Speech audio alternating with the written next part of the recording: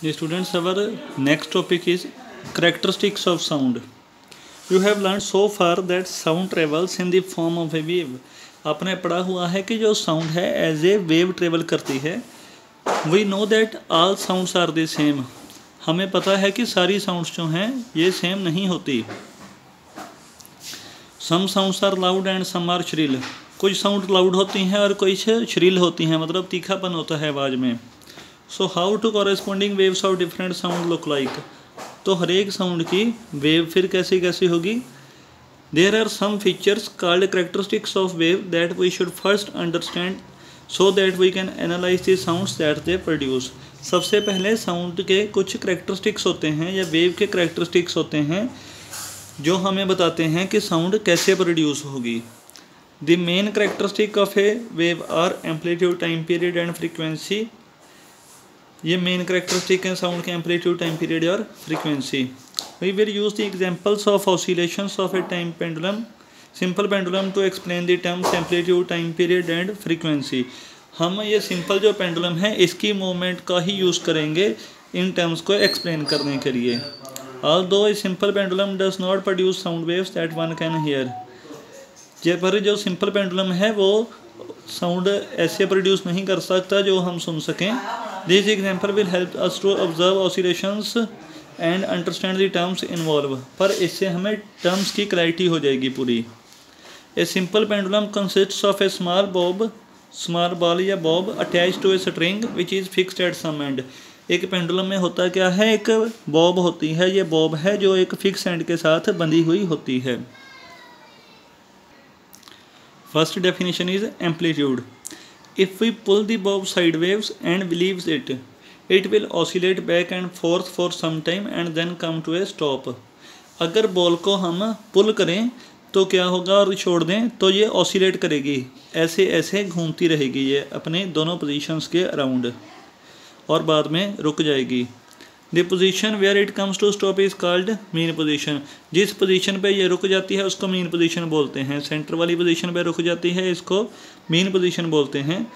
The maximum displacement of Bob from mean position during oscillation is called amplitude of oscillation. ये कितना maximum displace कितना करेगी, जैसे सिर्फ मैक्सिमम डिस्प्लेसमेंट इसकी इतनी है यहाँ तक, तो यही इसका एम्पलीट्यूड होगा. In figure maximum displacement occur when the bob is at position B and C. Maximum displacement figure में कहाँ पे हो रही है, जब बॉब बी और सी पॉइंट पे पहुँचती है तब. Next is time period. When the bob moves from one position to and comes back to the same position it is set to complete one oscillation. अगर बॉब एक point से चलती है और दोबारा घूम के फिर उसी पोजीशन पे आ जाती है तो इसको बोलते हैं हम one complete oscillation. For example जैसे डायग्राम में था, अगर बॉब ए से स्टार्ट हो रही है और सी के थ्रू जाके फिर बी में जाती है और फिर वापस ए पे आ जाती है तो इसको हम वन कंप्लीट ऑसिलेशन बोलेंगे. जैसे ये देख लो, पहले बॉब जो है पहले ए टू सी जाती है, फिर सी टू ए, फिर ए टू बी, फिर दोबारा जब ए पे आ जाएगी तो इसको हम वन कंप्लीट ऑसिलेशन बोलेंगे. एक बार पूरा राउंड लगा के जब ये वापस आ जाएगी तो इसको वन कंप्लीट ऑसिलेशन बोलेंगे हम. The time taken to complete one oscillation is called time period of the oscillation. कि एक ऑसिलेशन होने को कितना टाइम लगता है इसको बोलेंगे हम time period of that oscillation, और इसको हम सेकंड्स में मेजर करेंगे. नेक्स्ट है frequency. The number of oscillations per second is called the frequency of oscillations. कि एक पर सेकंड में कितनी ऑसिलेशंस होंगी, कितनी बार ऐसे मूवमेंट होगी, उसको बोलेंगे frequency. For example, if the bob in the diagram moves 5 times through point B in a second, its frequency is 5 per second. अगर बॉब 5 टाइम्स पर सेकंड में मूव करेगी तो हम बोलेंगे कि इसकी फ्रीक्वेंसी जो है वो 5 पर सेकंड है.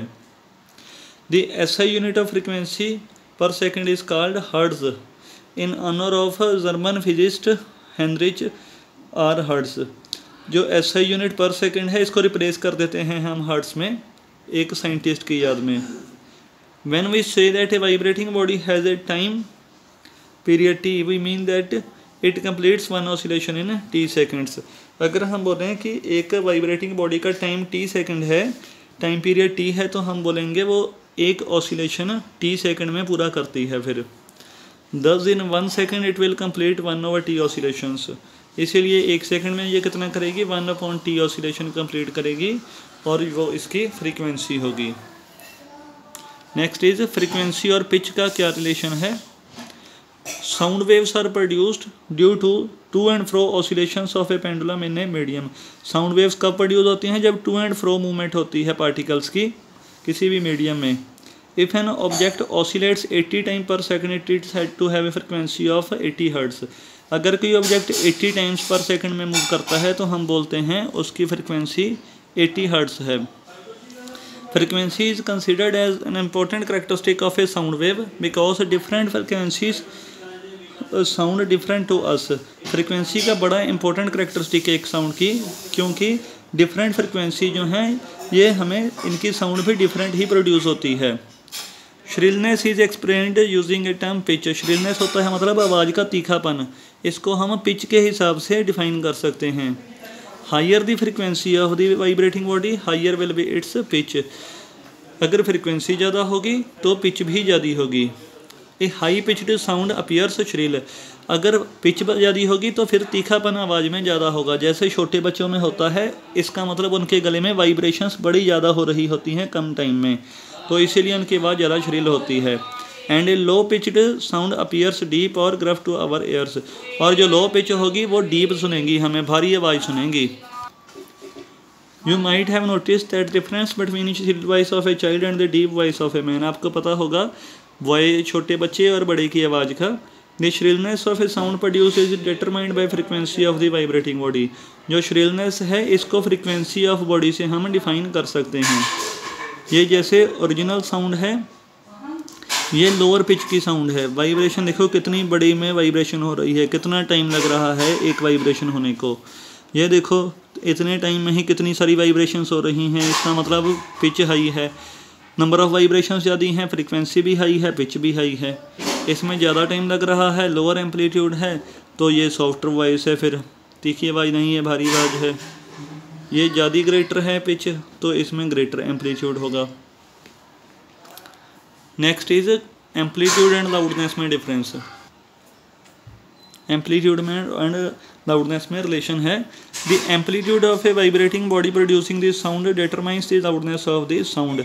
जो एम्पलीट्यूड है वही डिफाइन करता है कि साउंड कितनी लाउड होगी। If the amplitude is higher the sound produced is louder. अगर एम्पलीट्यूड ज़्यादा होगा तो साउंड प्रोड्यूस्ड भी ज़्यादा होगी। ये ग्राफ है, जब ये बड़ा हो तो इसका मतलब है लाउडनेस ज़्यादा है और एम्पलीट्यूड भी ज़्यादा है। Loudness of a sound depends on square of the amplitude. जो लाउडनेस है ये डिपेंड करती है एम्पलीट्यूड के स्केयर पे, एम्पलीट्यूड के स्केयर पे। If we double the amplitude of a sound its loudness increases fourfold. अगर एम्पलीट्यूड को 2 टाइम्स कर दें, एम्पलीट्यूड का स्केयर क्या हो जाएगा, 4 टाइम्स एम्पलीट्यूड। तभी इन्होंने कहा था तो जो लाउडनेस है वो 4 फोल्ड मतलब 4 टाइम्स इंक्रीज करेगी। लाउडनेस को किस में मेजर कर सकते हैं हम, डेसिबल में। फिर टेबल जो 12.1 है अप्रोक्सीमेट लाउडनेस शो की गई है इसमें डेसिबल में।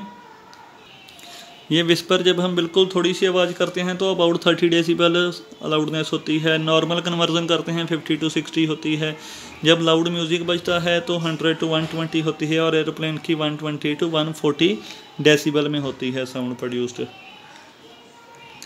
Hearing sounds above 80 decibel over a long period of time can damage the ears, and a sudden sound of 120 dB and above can cause immediate and severe damage to the ear and even result in partial loss of hearing। अगर 80 decibel से हम ज़्यादा sound जो है loud sound इतनी ज़्यादा सुनते रहें तो कानों को नुकसान होगा। और एकदम से अगर 120 dB साउंड सुन लें तो क्या होगा, हमारे जो पार्शियल लॉस भी हो सकता है हियरिंग का, हमें थोड़ा बहुत तो सुनना भी बंद हो सकता है। Next is speed of sound. Sound waves travel at different speeds in different substances. Sound की जो स्पीड है ये डिफरेंट सब्सटेंसेस में अलग अलग होगी। टेबल में जैसे बताया हुआ है, एयर में साउंड की स्पीड होती है 346 मीटर पर सेकंड, ऐसे सभी में बताया हुआ है। The speed of sound depends on various factors such as temperature, nature and physical state of substance. इन सभी फैक्टर्स पे स्पीड डिपेंड करती है साउंड की। जैसे एग्जांपल है, speed of sound of an air is about 330 metre per second at 0 degree per second Celsius and 346 at room temperature. जब speed sound की एयर में होगी 0 डिग्री पे कम होगी और जो रूम टेम्परेचर है उस पर ज़्यादा हो जाएगी, क्योंकि 0 डिग्री पे पार्टिकल ज़्यादा मूव नहीं करेंगे। टेबल 12.2 से हमें पता लगेगा कि साउंड जो है सॉलिड में सबसे फास्टेस्ट ट्रेवल करती है और गैसियस में सबसे स्लो ट्रेवल करती है। Next is types of sound. Sound can be of different types, soft, loud, pleasant, unpleasant, musical, Audible, inaudible. Sound कितनी तरह की हो सकती है, ये सारी टाइप्स हैं। Some sound fall into more than one category, कई साउंड कितनी सारी कैटेगरीज में आ जाएगी। For instance the sound produce when an aeroplane takes off is both loud and unpleasant. जो एरोप्लेन साउंड प्रोड्यूस करेगा वो लाउड भी होगी और इनप्लीजेंट भी होगी, हमें अच्छी भी नहीं लगेगी। The sound produced by a marble cutter on the other hand may not be as loud but some people might find it irritating and unpleasant। जो मार्बल कटर होता है उसकी साउंड बहुत ज़्यादा नहीं होती, पर फिर भी कुछ पीपल इसको इरिटेटिंग और अनप्लीजेंट मानते हैं। Next topic is Audible and inaudible sounds.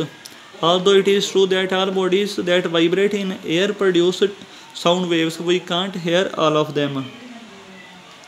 हमें पता है कि सारी बॉडीज़ जो हैं ये जब वाइब्रेशन होती है तभी साउंड प्रोड्यूस करते हैं, पर हम सारी साउंड्स को नहीं सुन सकते।